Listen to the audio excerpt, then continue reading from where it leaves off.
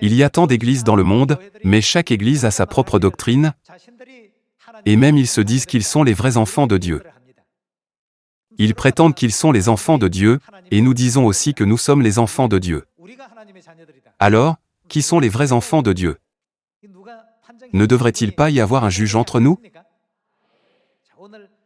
Voyons Romains chapitre 8, verset 12, et découvrons qui Dieu appelle ses enfants. Ainsi donc, frères, nous ne sommes point redevables à la chair, pour vivre selon la chair. Si vous vivez selon la chair, vous mourrez, mais si par l'Esprit, vous faites mourir les actions du corps, vous vivrez. Car tous ceux qui sont conduits par l'Esprit de Dieu sont fils de Dieu. Et vous n'avez point reçu un esprit de servitude, pour être encore dans la crainte, mais vous avez reçu un esprit d'adoption, par lequel nous crions, Abba, Père.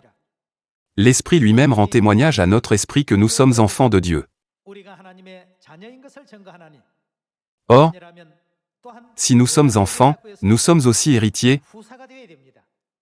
Le mot héritier signifie celui qui hérite ou successeur.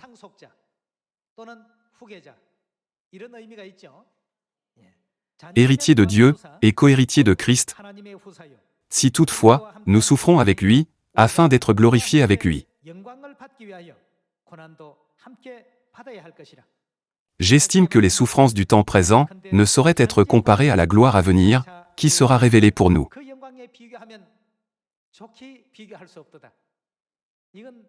Elle ne peut être comparée à rien. La gloire du royaume de Dieu est si splendide et rayonnante. Bien que nous vivions une vie fatiguée, lasse et épuisée sur cette terre, lorsque nous retournons dans notre maison, le royaume éternel de Dieu, la joie et le bonheur abondent chaque jour. Il n'y a ni douleur, ni vieillissement, ni chagrin, ni souffrance. L'apôtre Paul a vu cela. Tout ce qu'il a appris, et sa bonne situation familiale, n'étaient pas des choses avec lesquelles il pouvait comparer le royaume de Dieu.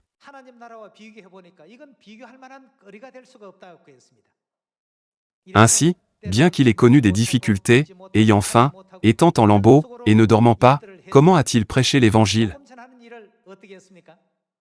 Il a prêché avec joie et bonheur. Parce que le royaume éternel de Dieu l'attendait.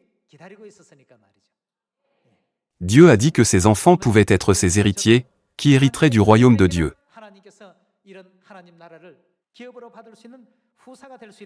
Alors, comment pouvons-nous devenir les héritiers de Dieu? Afin de savoir comment nous pouvons devenir les héritiers de Dieu, regardons Matthieu chapitre 13, verset 10. Les disciples s'approchèrent, et lui dirent, « Pourquoi leur parles-tu en parabole ?» Jésus leur répondit, « Parce qu'il vous a été donné de connaître les mystères du royaume des cieux, et que cela ne leur a pas été donné. Car on donnera à celui qui a, et il sera dans l'abondance, mais à celui qui n'a pas on ôtera même ce qu'il a. C'est pourquoi je leur parle en parabole, parce qu'en voyant ils ne voient point, et qu'en entendant ils n'entendent, ni ne comprennent. Et pour eux s'accomplit cette prophétie d'Ésaïe, vous entendrez de vos oreilles, et vous ne comprendrez point, vous regarderez de vos yeux, et vous ne verrez point. Car le cœur de ce peuple est devenu insensible, ils ont endurci leurs oreilles, et ils ont fermé leurs yeux, de peur qu'ils ne voient de leurs yeux, qu'ils n'entendent de leurs oreilles, qu'ils ne comprennent de leur cœur, qu'ils ne se convertissent, et que je ne les guérisse. Mais heureux sont vos yeux, parce qu'ils voient, et vos oreilles, parce qu'elles entendent. Jésus a utilisé de nombreuses paraboles, afin que les gens sur terre puissent facilement comprendre tous les secrets du ciel. Même s'il y a tant d'églises comme le sable au bord de la mer de nos jours,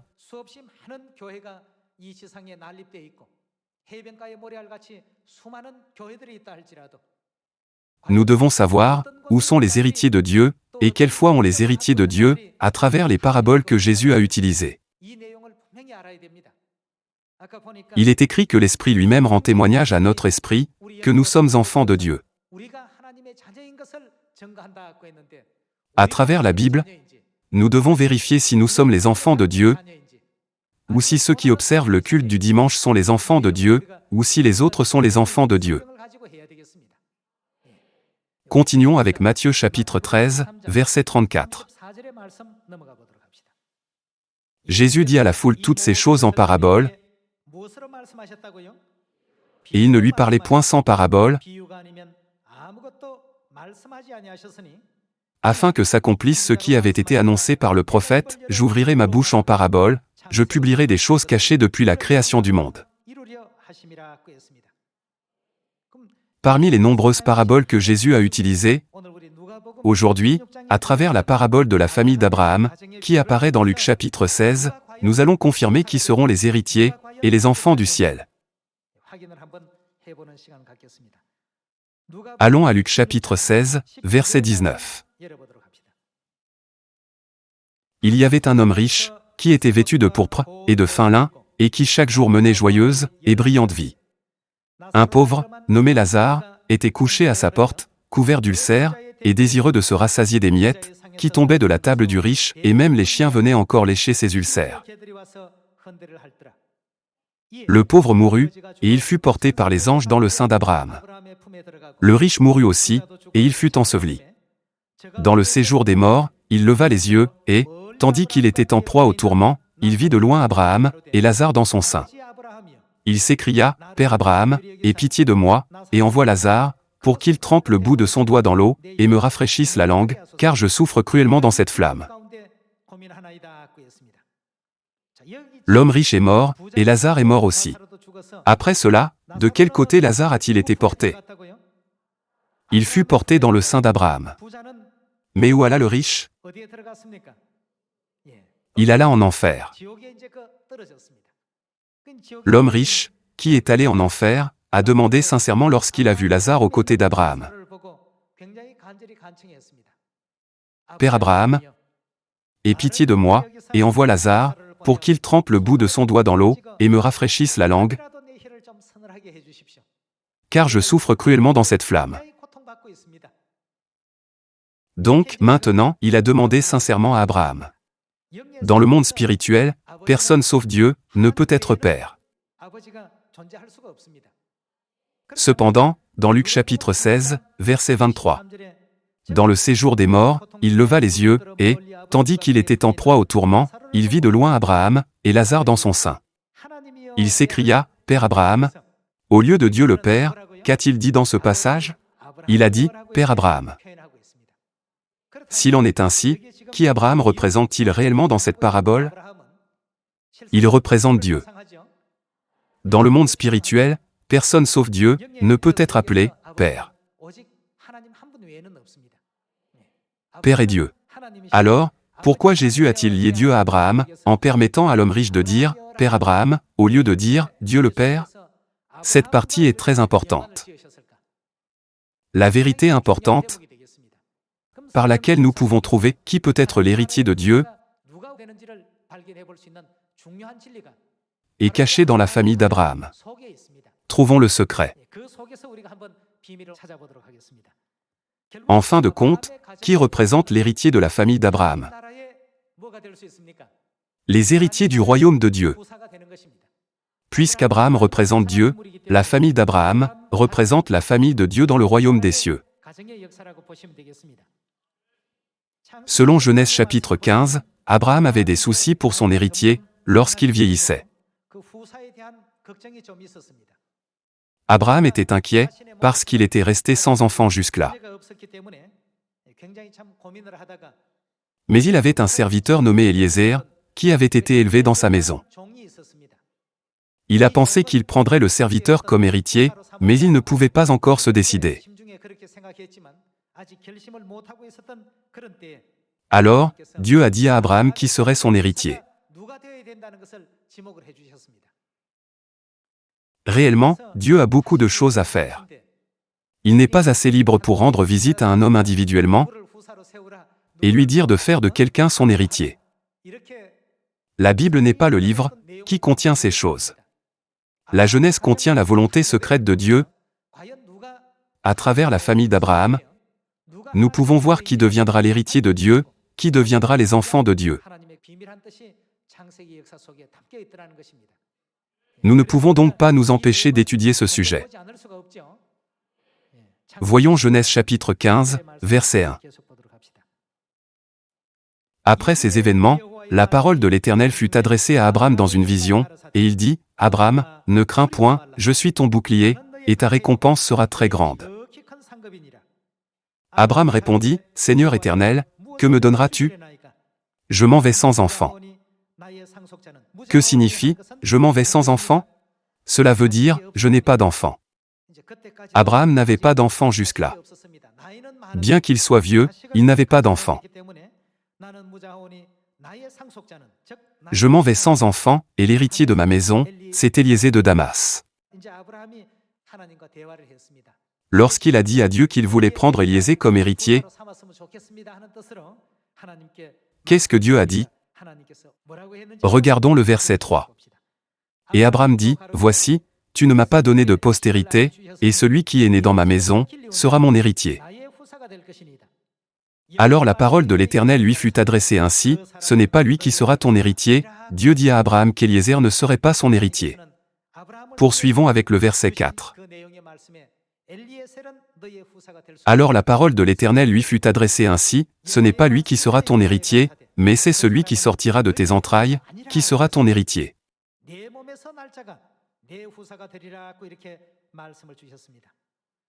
Lorsqu'Abraham était âgé, et était sur le point de prendre Éliézer de Damas comme héritier, Dieu ne l'a pas approuvé. Cet homme ne sera pas ton héritier. C'est une partie très importante que nous devons retenir. Dieu a refusé le premier candidat en disant « Éliézer ne sera pas ton héritier, mais un fils sortant de tes entrailles sera ton héritier. » Comme vous le savez, dans la famille d'Abraham, il y avait 3 candidats à l'héritier, qui hériteraient des biens d'Abraham. Le premier candidat était Éliézer, le deuxième était Ismaël, et le troisième était Isaac. La question de savoir qui devient l'héritier d'Abraham parmi ces 3 personnes est une clé importante pour distinguer clairement les enfants de Dieu de toute l'humanité. Même si Éliézer vivait dans la famille d'Abraham, qu'a dit Dieu de lui? Qu'il ne pouvait pas être son héritier. Regardons Genèse chapitre 16, verset 15. Le premier candidat Éliézer n'a pas été l'héritier. Comme deuxième candidat, le premier enfant d'Abraham naquit. Regardons Genèse chapitre 16, verset 15. Agar enfanta un fils à Abraham, et Abraham donna le nom d'Ismaël au fils qu'Agar lui enfanta. La mère d'Ismaël était Agar, la servante de Sarah. Sarah ne pouvant pas porter d'enfant. Abraham a eu un fils nommé Ismaël par Agar, la servante. Abraham était fort content de son fils. Puisqu'un fils est né de son corps, Abraham a pensé qu'il léguerait toute chose à ce fils. Mais voyons ce que Dieu a dit à ce sujet. Genèse chapitre 17, versets 15 à 18. Dieu dit à Abraham, « Tu ne donneras plus à Saraï, ta femme, le nom de Saraï, mais son nom sera Sarah. Je la bénirai, et je te donnerai d'elle un fils, je la bénirai, et elle deviendra des nations, des rois de peuples sortiront d'elle. » Abraham tomba sur sa face, il rit, et dit en son cœur, « Naîtrait-il un fils à un homme de 100 ans? Et Sarah, âgée de 90 ans, enfanterait-elle? » Et Abraham dit à Dieu, « Oh, qu'Ismaël vive devant ta face. »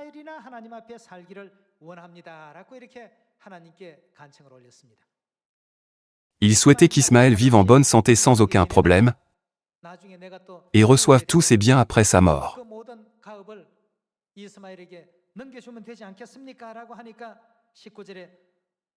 Mais qu'a dit Dieu le Saint-Esprit? Dieu dit, Ismaël non plus n'a pas été autorisé à être son héritier. Dieu a encore dit, non. N'est-ce pas étrange? Abraham croyait que si un fils naissait de son corps, il lui permettrait d'être son héritier. Dieu avait dit qu'un fils issu de ses entrailles serait son héritier. Pourtant, quand un fils naquit de ses entrailles, Dieu dit non encore. C'est très important. Pourquoi Dieu dit-il non? Dieu avait dit que le fils né de ses entrailles serait son héritier. Mais il dit qu'Ismaël, né des entrailles d'Abraham, ne pouvait être son héritier. Il doit y avoir une raison certaine. En trouvant la raison, nous obtenons la réponse importante, expliquant pourquoi nous devons croire en Dieu la mère en ce temps. Le père d'Ismaël était Abraham, mais qui était sa mère? C'était Agar, une esclave.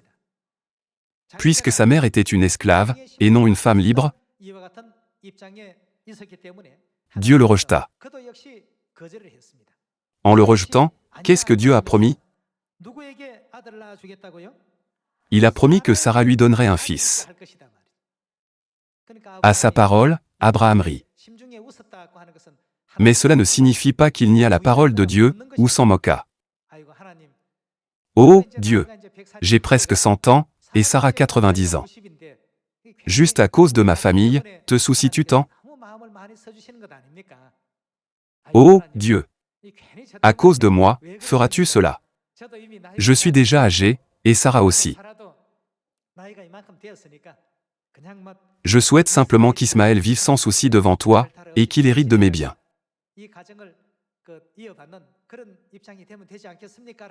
Abraham a dit ainsi à Dieu pour ne pas l'inquiéter, car il se souciait tant de lui avec une bénédiction, et un amour débordant. Il rit, ne signifie pas qu'il a ridiculisé Dieu.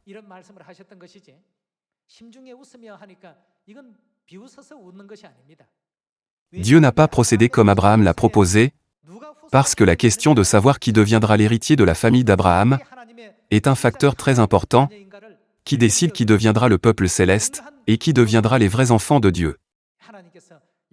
C'est pourquoi Dieu a dit qu'Ismaël n'était pas non plus l'héritier. Bien qu'Ismaël soit né des entrailles d'Abraham, il n'était pas considéré comme digne.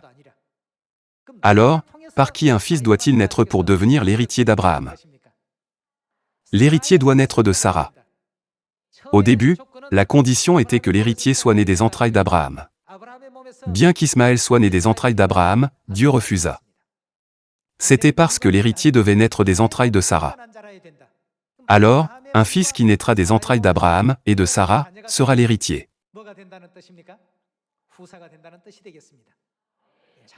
La Genèse contient de nombreuses vérités importantes.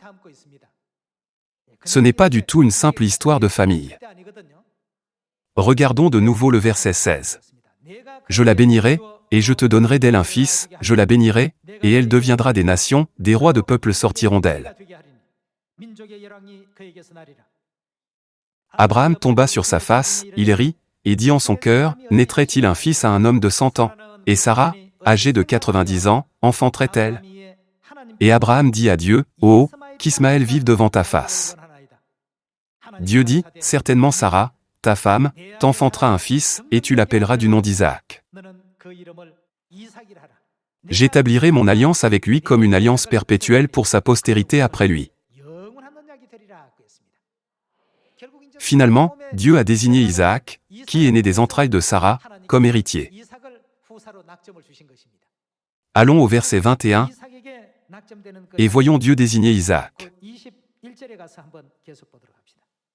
J'établirai mon alliance avec Isaac, que Sarah t'enfantera à cette époque-ci de l'année prochaine.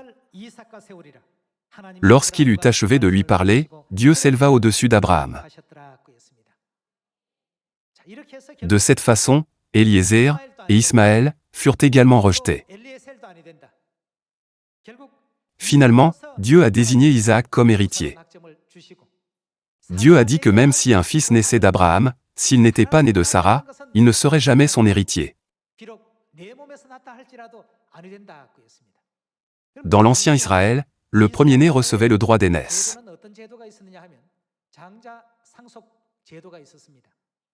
Tous les biens de la famille ont été laissés au premier-né. À cette époque, la Corée avait aussi la même coutume. Ainsi, Israël avait la loi de l'aînesse, et le peuple l'observait attentivement. Dans une telle coutume, qui était le premier-né d'Abraham? Ismaël était le premier fils, mais Dieu n'a pas reconnu Ismaël. Alors, pourquoi Dieu a-t-il été à l'avant-garde pour enfreindre la coutume?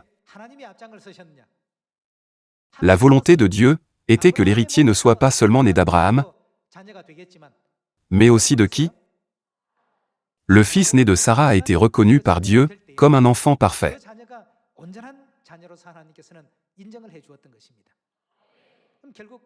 Découvrons la signification de décider de l'héritier dans la famille d'Abraham, dans Romains chapitre 8. Romains chapitre 8, verset 14. Car tous ceux qui sont conduits par l'Esprit de Dieu sont fils de Dieu. Et vous n'avez point reçu un esprit de servitude pour être encore dans la crainte, mais vous avez reçu un esprit d'adoption, par lequel nous crions « Abba, Père ». L'Esprit lui-même rend témoignage à notre esprit que nous sommes enfants de Dieu. Or, si nous sommes enfants, que devrions-nous être? Des héritiers. De qui devrions-nous être les héritiers, héritiers de Dieu?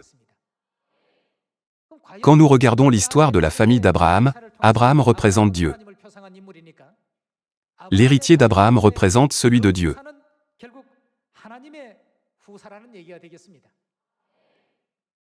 Afin d'être les héritiers et les enfants de Dieu, nous ne devons jamais oublier cette histoire importante de la famille d'Abraham par tous les moyens. Quand nous regardons ce contenu, nous pouvons savoir qui peut être finalement reconnu comme enfant de Dieu. Éliézer, son père et sa mère, étaient des esclaves. Au temps de l'Ancien Testament, si les parents étaient esclaves, leurs enfants l'étaient aussi, et vivaient comme tels. Le père d'Éliézer était un esclave, et sa mère était également une esclave. Dieu a dit non. Dieu a dit, celui qui sortira de ses entrailles sera son héritier. Le père d'Ismaël, le deuxième candidat, était Abraham, un homme libre, mais sa mère était Agar, une esclave. Dieu a encore dit non. Isaac devint l'héritier. Quel était le facteur le plus décisif qui a permis à Isaac de devenir l'héritier? C'était sa mère. À l'époque où la loi d'aînesse était stricte, le premier fils d'Abraham était Ismaël.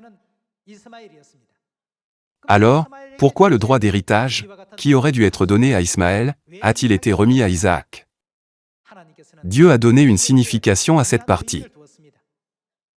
Si le droit d'héritage dépendait absolument de la lignée paternelle, Ismaël aurait dû recevoir l'héritage. Ismaël avait de bonnes qualifications, il était le premier fils, beaucoup plus âgé qu'Isaac, en bonne santé, et fort.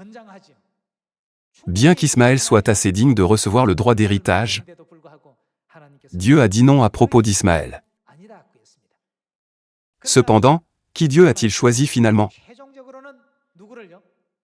Pour révéler la vérité sur Dieu la mère, Dieu n'a permis à personne d'être héritier d'Abraham sans la mère,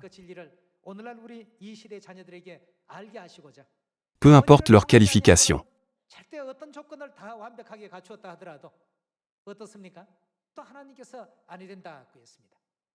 Ce n'est pas une simple histoire personnelle de la famille d'Abraham,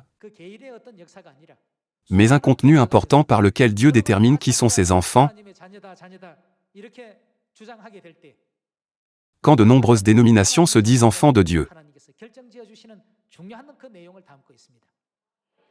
En d'autres termes, Éliézer, dont le père et la mère étaient tous des esclaves, représente les gens qui ne croient pas en Dieu le Père et en Dieu la Mère.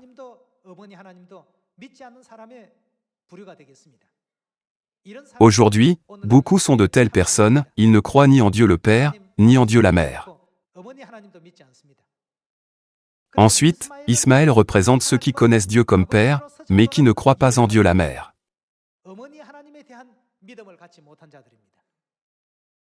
Aujourd'hui, tant d'églises de ce monde prétendent qu'il n'y a que Dieu le Père.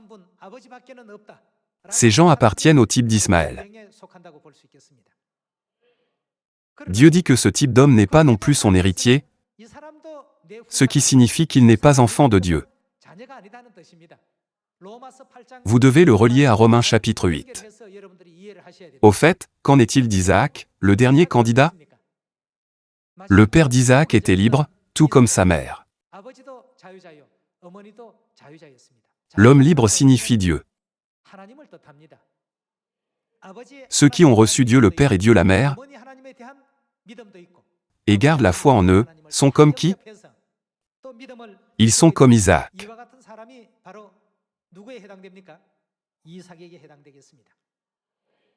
Bien qu'il y ait de nombreuses églises, on dit, il n'y a que Dieu le Père.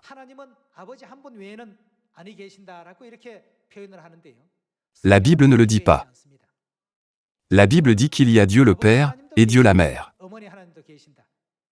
Quand les gens lisent la Bible, ils peuvent simplement penser que Dieu n'est que Dieu au singulier.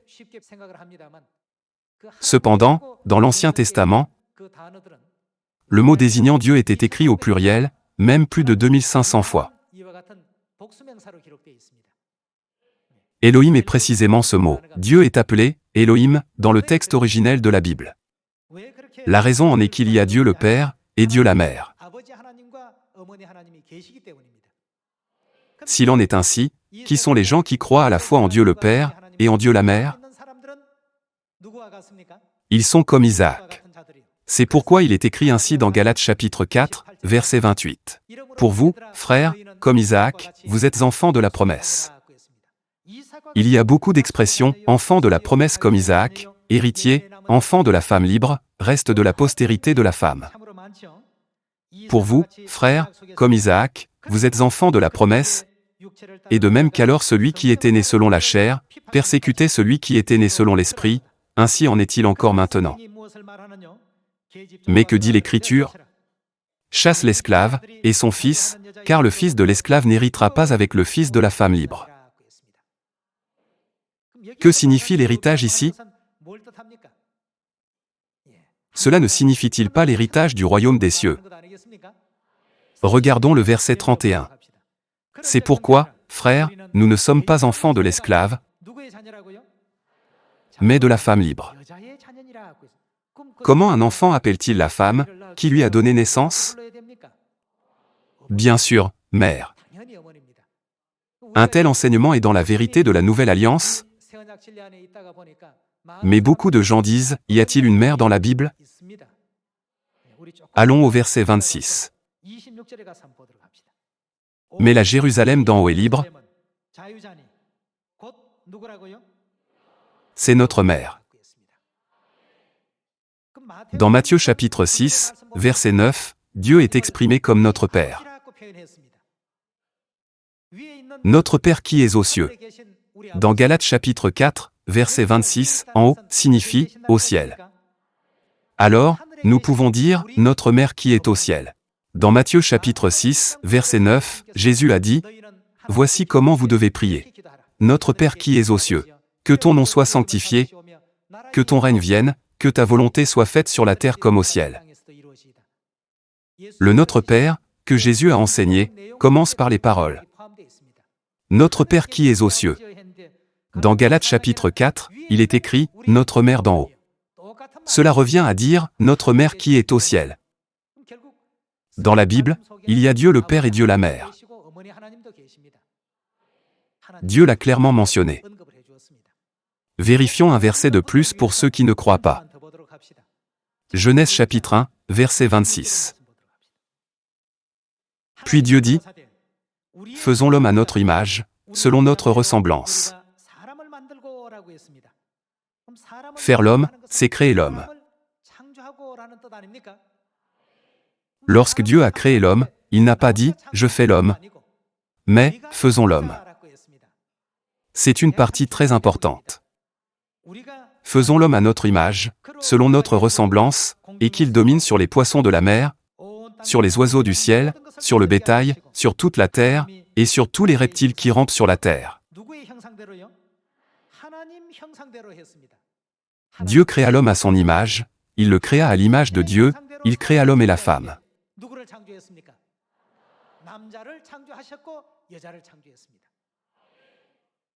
Après avoir dit « faisons l'homme à notre image », Dieu a créé l'homme à l'image de Dieu, et il a créé la femme à l'image de Dieu. Réfléchissons à une photo prise avec une photocopieuse. S'il y a un homme et une femme sur la copie, pouvez-vous connaître l'image originale ou non? Ah, il doit y avoir un homme et une femme sur la photo originale. Pouvez-vous connaître l'image originale sans la voir? Bien sûr, vous le pouvez. Quand Dieu a créé l'homme à son image, l'homme a été créé. Dieu créa l'homme, et ensuite la femme fut créée. Il créa la femme à son image. Alors, vous pouvez savoir quelles images originales Dieu a. Si nous appelons Dieu de l'image masculine, Père, comment devrions-nous appeler Dieu de l'image féminine? Mère. Ces gens avec une telle foi sont les enfants de la promesse comme Isaac. L'Esprit rend témoignage de ces gens. Qui sont-ils? Ce sont les enfants de Dieu. Parce que ces enfants sont les héritiers, qui hériteront du royaume des cieux. C'est pourquoi nous sommes heureux. Même lorsque nous allons prêcher l'Évangile dans la Samarie et jusqu'aux extrémités de la terre, nous avons du courage et de la confiance, car le Dieu qui a dit « Je vous fortifierai, et vous aiderai vraiment, est notre Père et notre Mère ». Nous sommes les enfants comme Isaac, qui croient en Dieu le Père et en Dieu la Mère. Nous sommes les enfants du royaume éternel des cieux, et les enfants de Dieu. Nous n'avons pas besoin de douter le moins du monde de notre salut, et du royaume de Dieu. J'espère que nous garderons notre foi jusqu'à la fin, et que nous nous consacrerons à la foi. Merci beaucoup, que Dieu vous bénisse.